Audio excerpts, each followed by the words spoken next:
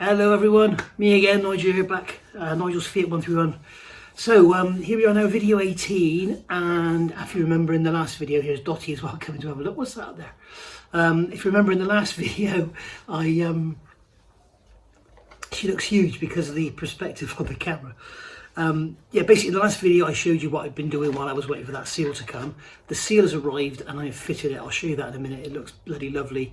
If you are building one of these, I would seriously recommend you get the what was the name of the sill? I can't remember the name of it now. Rotary, I can't remember now. Have a look at the last video, I mentioned it in there. The name of the manufacturer. I've thrown the box away now. I can't remember the name of it. If I think of it, I'll put it in the, I'll put it up above my head there. So yeah, it's a much better seal than the Cortico for this application. The Cortico's lip falls right on the edge of the front of the crank. I'm sure it'll be absolutely fine in use, but it makes it a bit of a swine to fit because as soon as you just move it slightly to get the gasket in, it pops over the edge. And as I say, when it pops over the edge, the spring pops out. So the only way you can tell if the spring's popped out is to take the seal off to put the spring back on if it's popped out. So what you do then is you put it back on, and if it pops off the edge, you think, has that spring come out? You don't know. So you never actually know if that spring stayed in. The problem is if the spring has popped out, it's rubbing on your crankshaft. So I'm sure the seal will still work, especially when it's new. If it's rubbing on the crankshaft, it's going to very, very quickly wear a groove in it. So it's not really the best option. I would seriously get the other one. I'll show you in a sec. It's a much, much nicer solution. I've also done some work on the rear wing. I found that the car has had a little bit of damage at the back end. I knew about the damage on the rear wing. It's actually been hit twice. When I first saw the pictures of the car in Italy, the rear light lens was broken and the rear wing was dented, and the rear light had 131 written on it in like Tipex. So that has obviously come from a breaker's yard. So obviously it happened twice because it had been previously damaged to have the light replaced, and then that light was also broken. So obviously they have lots of invisible posts or something in Italy, but it's also had a little, I've just spoken to Kevin actually from Rally Sport Developments, and apparently it's quite common for these cars to have a bit of damage in the back end. Obviously it's Italian driving, and they just like to bang into everything. So yeah, the chassis leg is great, but the actual, there's a panel that goes across the back which boxes in the valance at the rear, and that is just slightly pressed up. So just like I'll show you in a minute, I'll do that with when I strip the rear end down and just separate it all. I find when you separate the panels, it makes them much easier to straighten. It looks messy, but if you haven't got a big jig to clamp the car to and use the tons of pressure it takes to pull, or you've got nothing to pull on, then you've got to use that option. And that was the problem I had with the rear light repair. There's nothing there to pull on. And you may be wondering why I've done it. As I said, it's crazy. I'm only going to be using it for a few weeks and then taking it off the road. But I want to make sure the back end is as straight as possible for when I fit my new rear panel, because I want to make sure that it's in the right place. So we need to be sure of that. So there we go. So I'm going to show you what I've done with that rear end, show you what a mess it looks and what I'll be doing with it, and what I've already done. And then we'll carry on with building the engine. See you in a sec. Okay, so as you can see here, this boot floor is amazing. It's got a dent. It's got a small dent there, which can easily be dressed out, and it's got a dent here. So it's reversed into a small post or something. That'll easily be dressed out. Dottie running around like a nutcase. Where's she going? So there we go. You can see down here, this is the damage I was talking about in the floor. You can see the chassis rail is dead straight, no problems there. I've looked inside this when I took the mount off, and actually still in here we've got that salmon coloured primer, which is nice. You can see that we've got, this is dented up here. You look on this side, you can see over here it's all pretty flat, and on this side it's got a dent up. In fact, this side's had a little whack as well. You can see there where it's just out of shape there, and that is actually down. So again, that'll be straightened out. This is coming off anyway. This panel here is part of the rear panel, and that'll be coming off and be replaced. And then down in there we've got the rest of the rear panel there, so that's going to be coming off. You can see in there we've still got that salmon coloured primer in there. Hello Dottie. So what have we done back here? There we go. You can see it's a right mess, but here you can see this is the actual rear panel, And what had happened here, this is why I was getting confused. It hadn't just gone in. What it had done, it had taken the flange, it had folded it flat, and then it had gone in and come back out. So what it had done had actually gone like this. So the seam, the bend line was actually further out because it had sort of double bent it back on itself. So obviously with everything separated and all drilled out, you can see it's easy to pull it out and straighten it. You can see how weak it all is now without that. You know, if you remember, I was pulling that with a slide hammer and everything. So everything's separated. You can see the wing is separated from here. Everything is separated. So so there we go. So really looking forward to doing this. You can see it's a bit of a mess down here. This is where I drilled through and used the slide hammer to try and pull the wing out because the wing was wrapped right in. So that's all looking much better. Look at this. Hello, Dottie. What are you doing? Somebody said it's about time I got back on the Land Rover. I did already mention that in another video. So there we go. So there we are. So that's what I've done there. This piece here that went up the side, this was obviously all completely mangled and flattened and straightened and everything. You can see here, you can see better on this side, you can see here, that was where it actually sort of collapsed in on itself. So the whole lot, this had gone in and down, this had gone in, and this had just gone on for the ride. So you can see now with that in there, we can now fit that back in there like that. And what I'll do is just tack it in and then cover it in seam sealer, because this is all going to be taken out. This is all going when we put the fiberglass wings on. This will stay. A new panel is going to be fitted here. So basically all that's going to be left is that bit there. Everything else is going. So all I'll do is just tack this in and then slather it in filler and stuff. I've made up a piece to go inside here. So I'll just weld that in there like that. Just like so inside, and that just gives me something to weld to. And I'll just cover it with filler and get the roughly the right shape. What I wanted to do was try and square it up so that I knew where I was going with the new rear wing, of the new rear panel. So there we go. If this all goes tits up and it ends up not being a Group 4 car, then I'm going to have to replace this wing, because as you can see, it's got some nasty damage here that's been repaired. It's also got some deformation here, you can see. So the wing is kind of a little bit distorted. The other thing that's a bit weird is here. Let me get this light out of the way. In fact, we'll turn the light around and put it there. You can see this flange here along the back of the wheel arch. If you look at this side, it's perfectly straight. And this one is distorted. But what's very strange is if you look at how it's distorted, it's like it's bent this way towards you, not away. If it was away from you, it would stretch that, but this would indicate that it's been bent towards us. So maybe it's had a few little knocks on the back and stuff, I don't know, but none of it really matters. None of it matters at all. But yeah, I think she's had a hard life body wise, but I think she's had a very good life mechanically and been very well looked after. So there we go. Is that some rust down there? No, it's just mud. I've just cut my finger on something. So there we are. Right, let's get to the bench and start doing some engine work. There we go. We can see the new seal in there. I think it was L-ring, wasn't it? E-L-R-I-N-G. And as you can see, it's got this external lip, which is right on the edge of the crank. But in behind there, further back, is the original, is the actual sealing lip. So yeah, this is a far better solution than the Cortico one. I've got a feeling Cortico's original equipment, but I've got a feeling, as I said, I think this crank nose might be slightly shorter than most. But anyway, there we go. So that's that seal in place.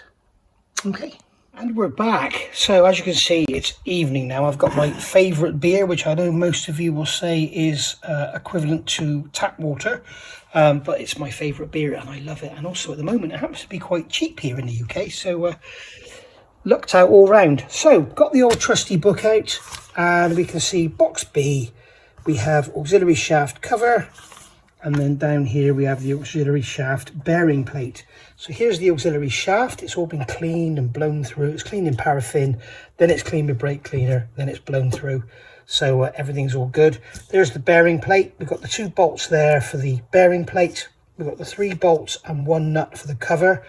I've forgotten to put the cover on the bench, but I'll go and get it in a minute. And there's the actual pulley itself. Now, as you can see, I have wrapped around this belt, wrapped around this pulley, I have a Draper. There you go, it's a Draper oil filter removal tool. Now, in the Haynes manual, they suggest using the old cam belt, which is here on top of the cylinder head, which is there, to actually hold it. So obviously, old cam belt, put it in a pair of mole grips, and that'll help, because this bolt has got to be done, this bolt here has got to be done to 86 pounds-feet. The problem is this cam belt doesn't fit anymore. This cam belt, I think, is very, very old.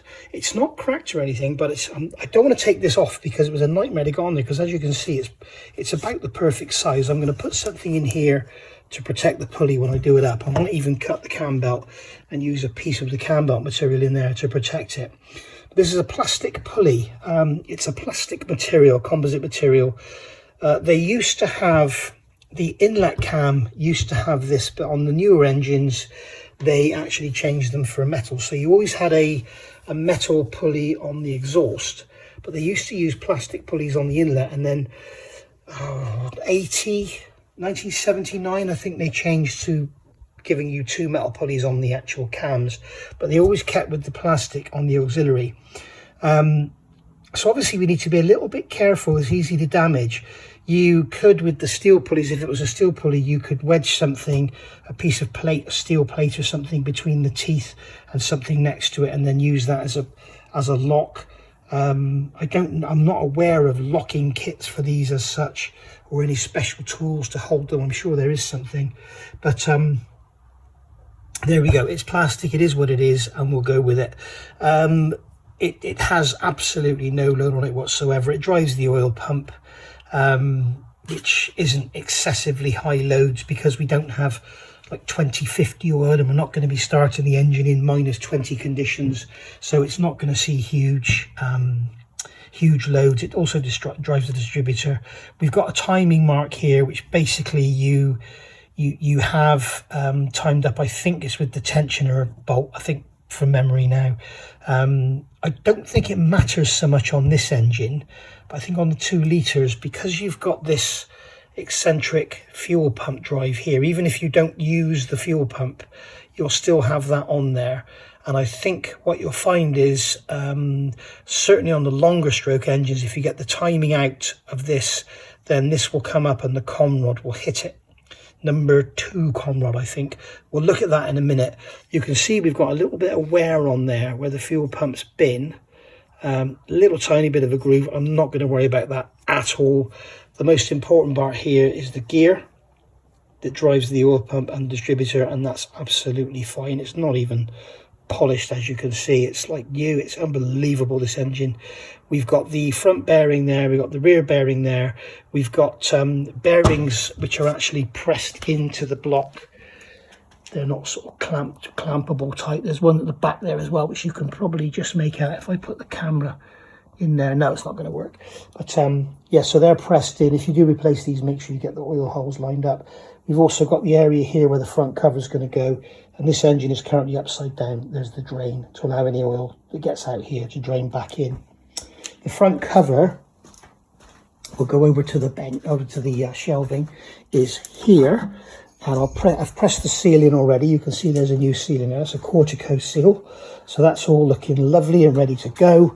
We'll give that another final little clean. I won't let any carb cleaner get anywhere near that seal. You can see that's all been cleaned out inside and everything, and it's all good to go.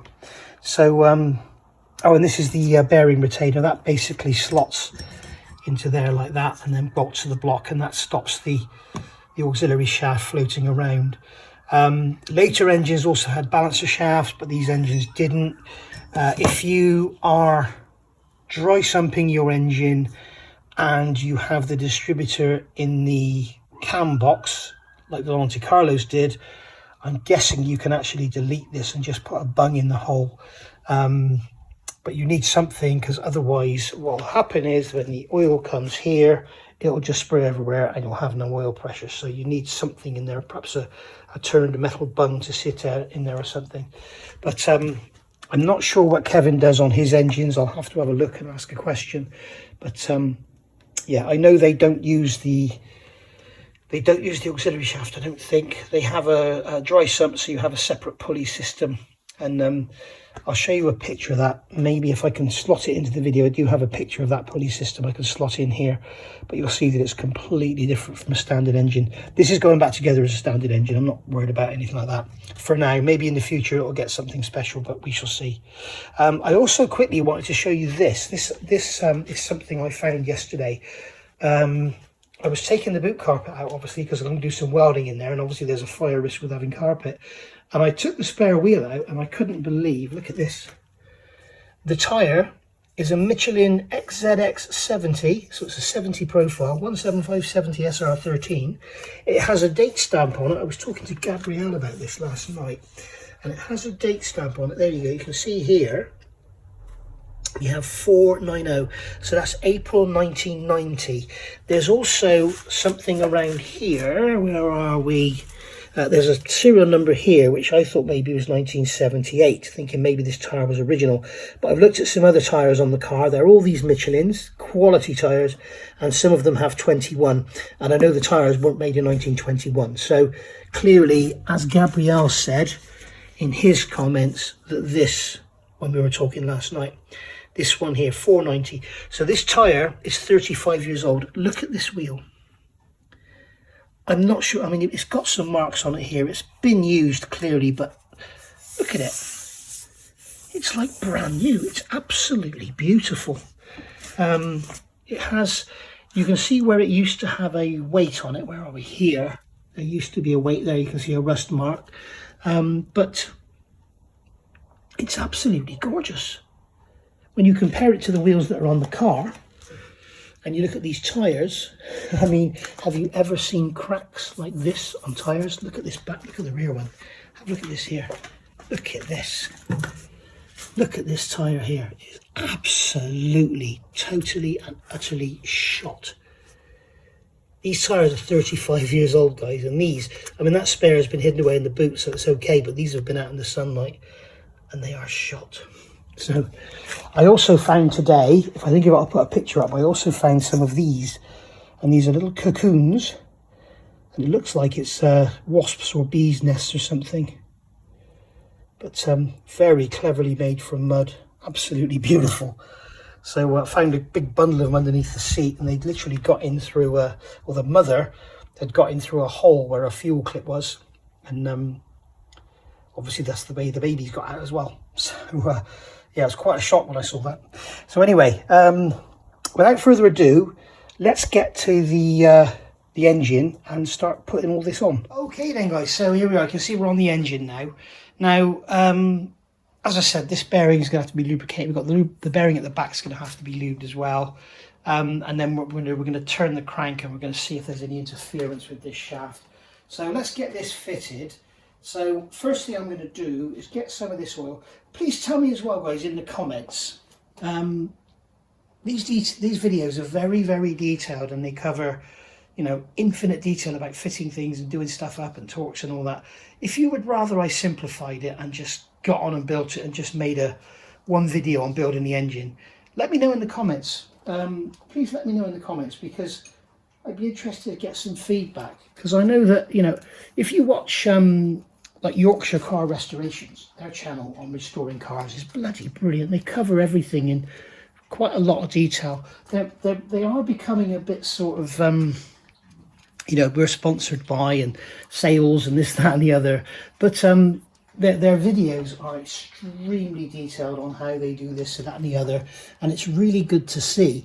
So if that's what you like, please let me know. If you'd rather see me just bang on and, you know, get this all done and have it, you know, the engine built in 10 minutes, then let me know. It's the same with the modelling channels. There are people that they'll turn a sort of 6-month build of a model into a 10-minute video, and some people like that. I don't. I would rather see the detail, because for entertainment value, it's great. You've seen a model being built, it's wonderful, that's great, everything's good.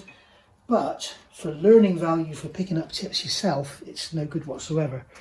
So we're going to fit this auxiliary shaft. We have to be very careful fitting this because we don't want to damage those bearings. We've got this gear here. In fact, what I'm going to do, I'm going to put some oil on this gear so that it's ready lubed for when we put the insert in.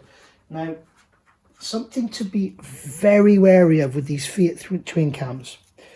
This gear that I'm oiling now drives a gear that drops into a bush in the engine. But there's nothing holding that bush in other than the distributor. So bear in mind, if you build one of these engines, do not put that bush in if you fitted the sump. Because what will happen is it will fall out. The bush will fall out when you turn the engine over, and then when you turn it back over, it will fall down in the sump. So bear that in mind. Actually, I'm also going to put some oil on this oil pump area there. Okay, all helps. You can't have too much oil after all. It's all going to be soaked within 3 seconds of starting up. So I can feel that rear bearing going in. I can feel the front bearing going in. And there we go. We can turn that and it's all lovely. Okay, so what I'm going to do now, we've got Dotty down here trying to get something between my feet, which is not the best. No, leave it. You can hear her scratching away. So there we go, that's that oiled. And then we can fit this bearing plate. Now when we look at this plate, we can see that that's where the bolts were. So we can put it back in the same way. It's all been cleaned, it's lovely, and it's got some sharp edges on it, but never mind, there's no burrs. So we can just literally drop that plate onto there. That's that. Then I've got two 16mm bolts with flat washers. I want to show you something here. I call these flat washers, and Haynes manual calls them flat washers. They're not flat, they're dished. They have a very slight dish in them, and they are dished this way. Okay, so when you actually put the bolt in, they're almost they're almost like a cut washer, that when you do the bolt up, it's kind of compressing it and it's acting like a locking washer. So bear that in mind. Always, you can see the way they go because you can see on there's that shiny ring around the middle. So obviously the bolt head was there and the back face is shiny on the outer edge. Okay, they're not flat. Not all engines are the same. It's only these Fiat engines that I find this on. So make sure you put them in the same way, and then you'll have the locking mechanism. So I'm going to get some thread lock out. I haven't got that out previously. Only purely because I'm going to put some thread lock on these bolts. I'll show you here, just a drop. I've got to make sure I'm in camera. It's actually a pain in the ass making these videos. It's not easy at all. But it's great to show all of you what I'm doing. And that's what I enjoy. If it helps someone who wants to get an engine built, or just educates you, or just entertains you, whatever, that's all I want to do. Okay, I'm just looking at this. I was just making sure I got the right way up, because looking at it now, I don't think it could go any other way. So we've got another bolt here. We've got the thread lock on there. You can see the thread lock. Don't go flooding it with thread lock because you don't want it running out everywhere. Okay, the chances of them coming undone with those washers is practically zero, but it's always good just to have a little reassurance there, because you can imagine if one of those came undone, it would go through that hole there, end up in the bottom and probably catch the crank on the way through and cause lots of noisy stuff going on, and then cause lots and lots of wallet emptying stuff going on. So we've got the torque wrench here. It's set at 11 pounds, okay, which is the maximum torque for a bolt of this size. There we go. Okay, I've gone a little bit more actually, so, but there we go. There's our auxiliary shaft in there. I can't see a spec for end play, but there's very, very little wear on the plate, if anything, and there's no wear at all on the shaft, so I'm happy with that. So that's the auxiliary shaft fitted. So now what we need to do is get the cover on. Okay, so as per standard practice for me, I have actually greased up the gasket. Okay, so the gasket is going to go on that way round. So we've got a stud there to hold it in place for us, but maybe the grease will be enough. Basically, if you haven't seen my previous videos, go and have a look. I basically just put a tiny drop of grease on there and knead the gasket between my fingers just to soften it a touch, just to allow the bolts to do their thing and actually pull the gasket down. So here we've got the cover, obviously all clean, new seal. I've put some oil in the seal on there, as you can see. I've put some oil on the shaft, and I'm just going to basically feed this over that stud, which means I can't actually twist the... That's a little bit awkward actually. I can't twist the seal onto the shaft. So what I'm going to do is use my finger to actually... Let's just turn that a bit. There we go, it's gone over. Now what I'm not confident about here, I just want to look at the back. Has the spring popped out? No, it hasn't. So we're good to go. So what I think I might do is try and turn the shaft. Remember guys, I'm not a pro at this. This is all experience for all of us. There we go. So that's gone over like that. Okay. There we are. That's that seal is sliding on that shaft beautifully, as you can see. So obviously everything's okay. Now I'm going to just push it back gently. I'm going to grab one bolt. I won't bother with thread lock on these because I've got Dotty between my feet again. Because if one of these falls out, the worst we'll get is an oil leak. So we're okay to go. We've got these lovely little washers on them as well, so that's all good. And then there's another bolt going in there. These bolts are all the same length. They're all 18 millimeters. So if you've got one of these and you've stripped it and chucked all the bolts in a box, the objective of these videos is to help you find... I've got Dotty jumping up here on my legs because she wants some attention. She's saying, why is that big lump of steel and aluminium getting attention and I'm not?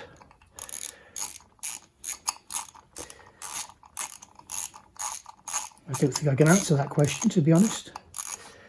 So just winding these in, just like so, just finger tight.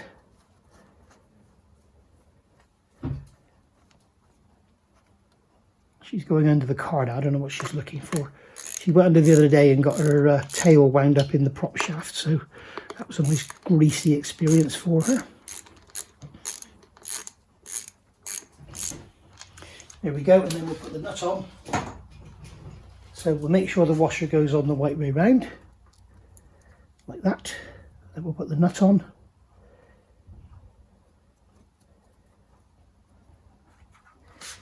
There we go.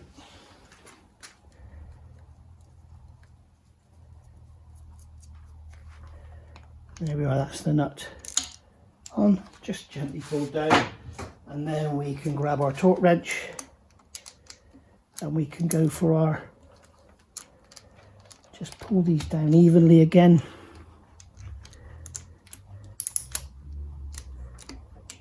And just go for our 10 pounds feet, just like so.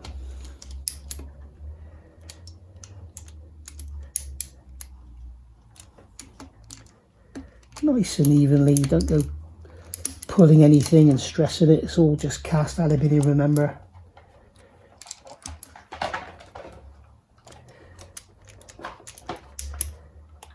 And there we are, there's 10 pounds feet.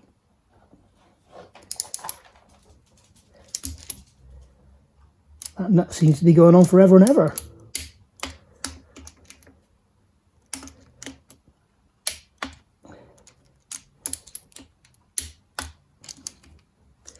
Come around this side.